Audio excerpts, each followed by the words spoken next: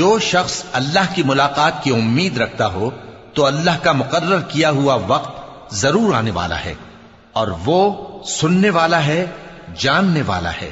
اور جو شخص محنت کرتا ہے تو اپنے ہی فائدے کے لیے محنت کرتا ہے، بے شک اللہ تو سارے جہان سے بے نیاز ہے۔